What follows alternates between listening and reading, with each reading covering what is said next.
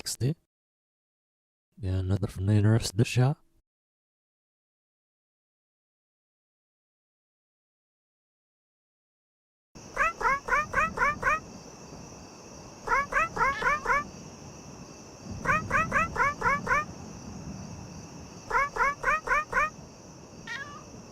Been having strange dreams lately.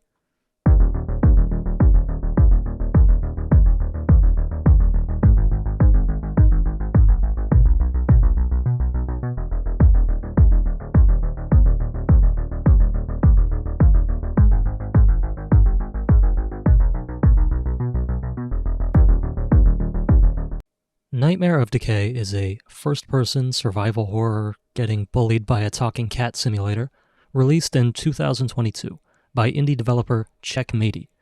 It runs in the Unity engine, and that's about all I could find. This is another one of those lone developer type deals. You wake up in a spooky mansion. The mansion is filled with various ghoulies, and we need to avoid getting grabbed and get out. Simple as. Oh, and there's a talking cat.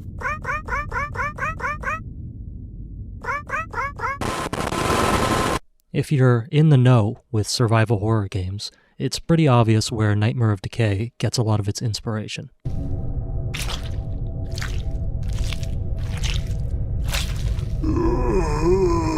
Alone in the dark, obviously.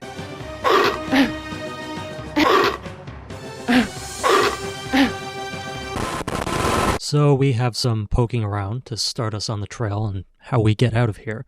But first, we should win some goodies. With goodies in our pocket, we can start our explanation in earnest.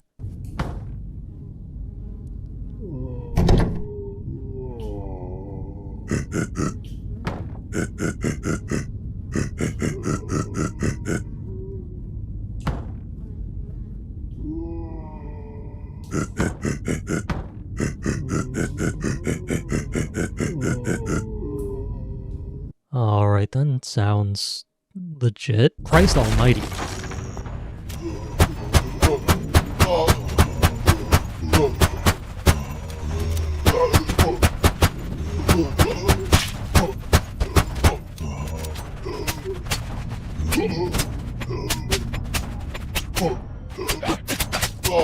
With those ghoulies out of the way, we can grab a suspicious bag and head upstairs to drop it down the dumbwaiter.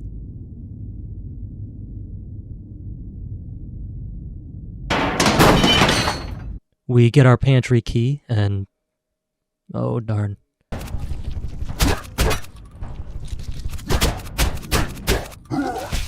Now with that ordeal out of the way, we can continue our wandering through the mansion.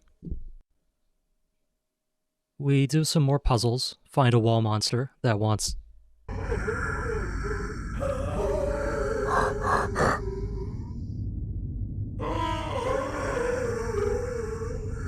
head. Alrighty then. We stumble into the library and find some very familiar looking gentlemen.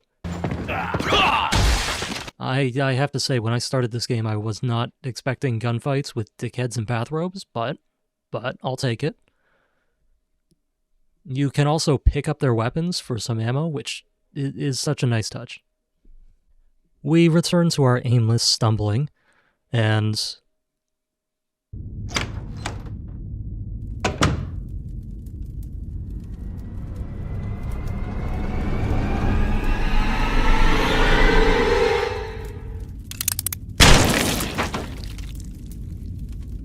oh my god.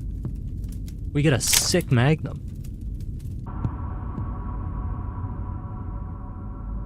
Huh. Oh, would you look at that?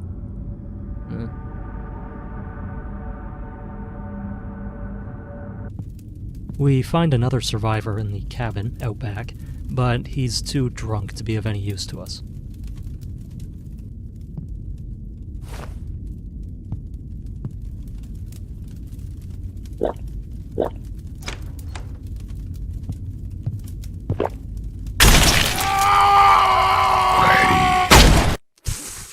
Holy shit.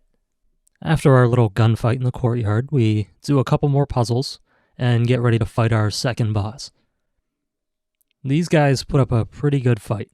You have 2 melee focus knights chasing you down, while depending on your difficulty, 1 or 2 archers circling around to shoot at you. The arena gives you enough cover to maneuver and manage the pressure between the melee and the archers, and it keeps you on your toes. Good fight overall. I am going to stop here for a spoiler break. If you don't want to know how the rest of the game pans out, then go to here. Alrighty then. Oh joy, who doesn't love a good basement? Looks like to get out of here we're going to need a key to the wardrobe. We continue our little home invasion until we come across some acid, as well as some various goodies, and a crowbar. Can't forget the crowbar. We use the acid to get the bolt cutters. With the cutters we can open up this door and...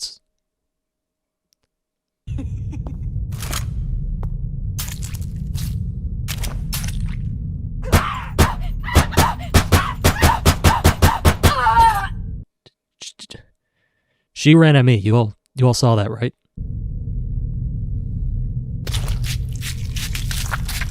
Moving on, we stumble into our third boss arena. Unlike the other 2 bosses, this guy has a gimmick. He runs around and swings at us with a chainsaw, and speaking of which, this game does not take that lightly. When you get hit, you're not walking away, because, you know, it's a fucking chainsaw.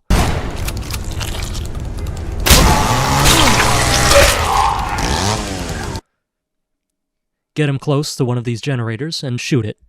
This causes him to drop to his knees, and when that happens, we can circle around to his back and... away in disgust. That's when it's time to kick some back. It only takes 1 or 2 cycles, and we're awarded with a key, and the door to the arena opens.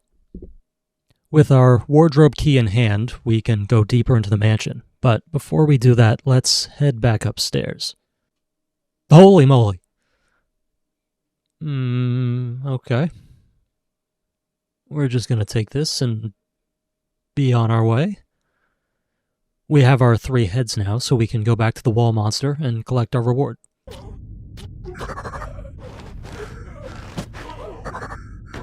And trust you me, these holy waters are gonna come in clutch. With that done, we can venture deeper into the mansion.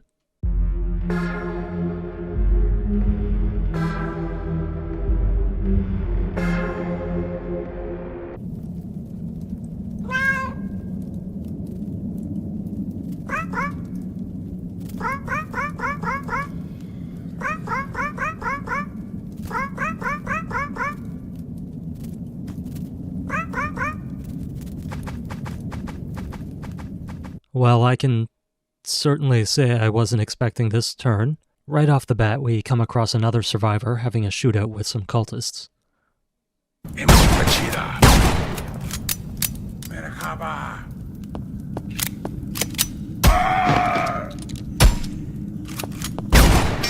Well, he used to be a survivor. And he looks kind of familiar, though. We pursue the cultist and his mysterious disc until he leads us to...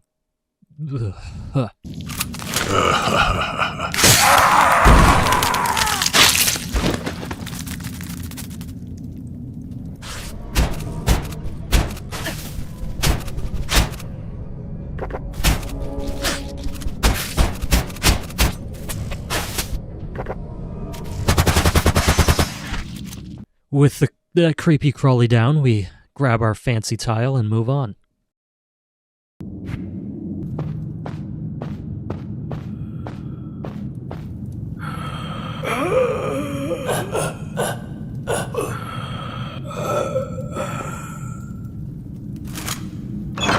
Oh, alright. A monstrous beast. I wonder what that is. We'll be careful and take it slow. What, was that it? Was that the beast? I haven't seen one of those things before, so... But I don't think that was it. It looks like we've stumbled into some sort of skeleton and monster dungeon. A kind of S&M done. Well, we got our fancy square, and still no sight of the beast.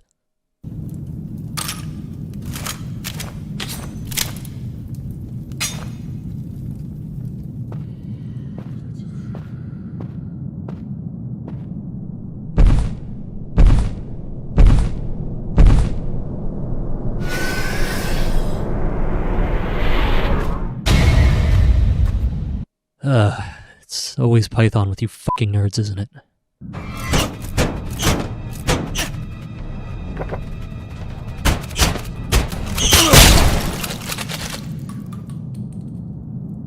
Alright, one fancy square left. Whenever we get this knee-high water tomfoolery, you know we're in for a bad time. I got a bad feeling, and it just keeps getting... Oh, fuck me, not you again. Anything but you. Get the fuck out of my way, don't you know what this thing is? Ugh. Alright, now we can fit our fancy squares into the hole and cross the bridge.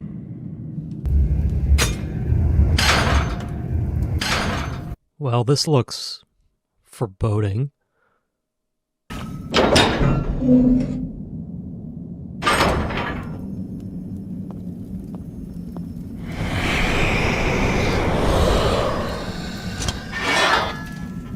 And it looks like we've found our host.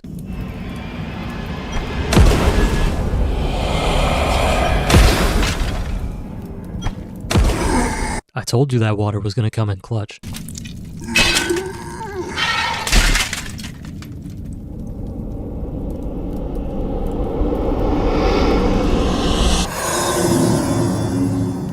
And with that, to find we wake that it was all just a horrible nightmare.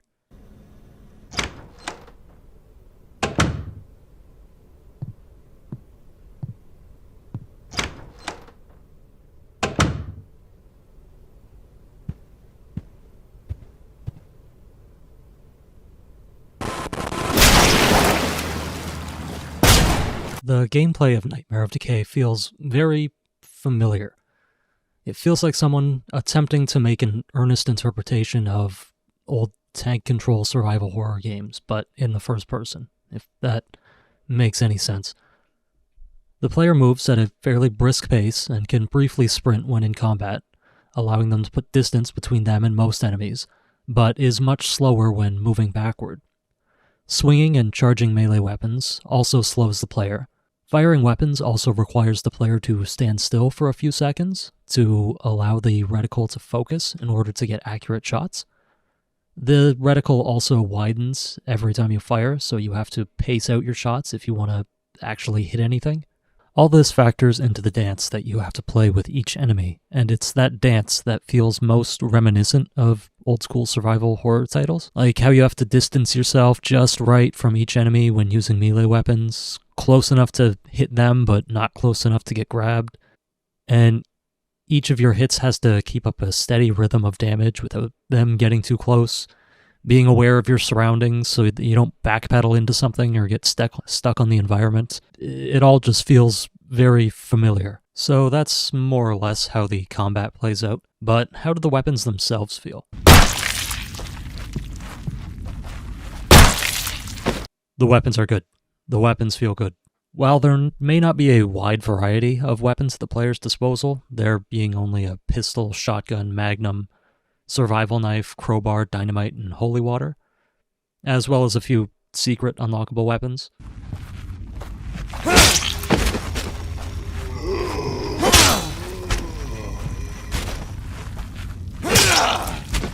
All of the weapons serve a purpose, and they all feel pretty good to use.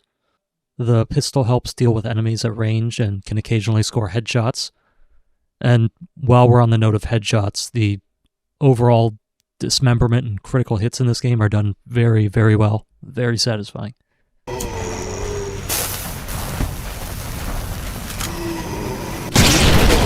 The shotgun deals with enemies up close and can be used to get those sick collaterals. Melee weapons are really useful for dealing with lower tier enemies if you're patient and if you can get comfortable with that dance. keeping yourself just out of range of their lunge, but within your swinging distance. And the throwables are used when you just need things to go boom.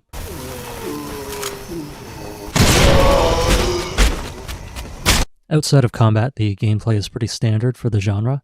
You wander around through rooms, picking up items and reading notes, and use the items you've picked up in various puzzles to get keys to unlock more rooms, to do it all over again. Nothing really revolutionary. Find a key, use a key, simple as. There's no grid inventory this time around. Whatever you can pick up, you can hold. And you just have various tabs to sort through your inventory, which is nice. After completing the game on either of its difficulties, you unlock a slew of extra game modes, spanning from item randomizer modes, a dungeon escape mode where the player is tasked with clearing 10 levels of a randomly generated dungeon, and finally a horde survival mode with 2 maps where the player has to fight through, again, 10 levels of increasingly difficult waves of enemies. The extra game modes are a very welcome addition, especially if you already enjoy the gameplay. They give you some extra things to do and a few goodies to unlock to use in the main campaign, which is nice considering that the game's overall story will only take you anywhere between 1.5 and 3 hours to complete. I think my first run was about 2 hours, and my second hard mode run being little over an hour and a half. But the game's length still hasn't stopped me from putting in about 6 hours into it.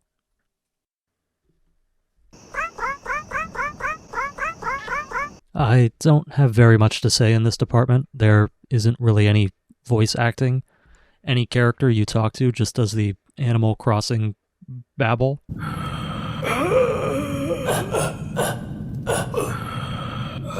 I don't really recall there being much music in the game. Seems more like subtle atmospheric tracks, which aren't bad. They fit. They complement the overall vibe that the game is going for. That just leaves really the enemies and the weapons. The various monsters in the game sound as they should. Zombies groan, dogs bark, skeletons rattle, and spiders make that awful little chittering sound. The guns sound good across the board. They all sound appropriately punchy, especially the shotgun. And that's all I really have to say for sound. If you know me, then you know I like my chunky, low-poly graphics, and boy howdy does Nightmare of Decay deliver on that. The enemy models and the environments are detailed enough to convey like a personality and a consistent visual style, while still existing in the realm of chunky, low-poly goodness. The same goes for the weapon models. They're all very well done, visually consistent, and I do want to point out the weapon reload animations, which are all fantastic. I love a good reload animation, and considering that the game could have gotten away with just the lowering of the weapon model out of view for a few seconds, but didn't do that, is worth some points in my book. Let's just take a minute to enjoy some of these animations.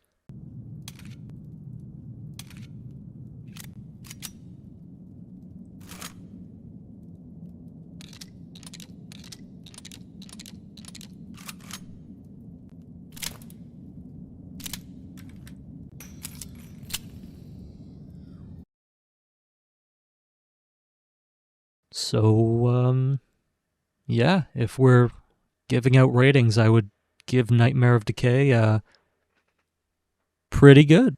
As someone who really enjoys the survival horror games of old, Nightmare of Decay feels familiar in all the good ways. It's a bite-sized game in the key of old-school survival horror titles that feels like it was made by somebody who understands the appeal of said games and has an appreciation for them. I really enjoyed my time with it, and even if it was brief, it's a game that I can easily see myself returning to in the future whenever I find myself feeling the urge to play old-school survival horror type games, but don't want to fall down the remake rabbit hole. And that's about it for today. If you liked the video, thank you. I appreciate it. You feel free to leave a comment and tell me how you feel. And in the meantime, I think I could really use a vacation.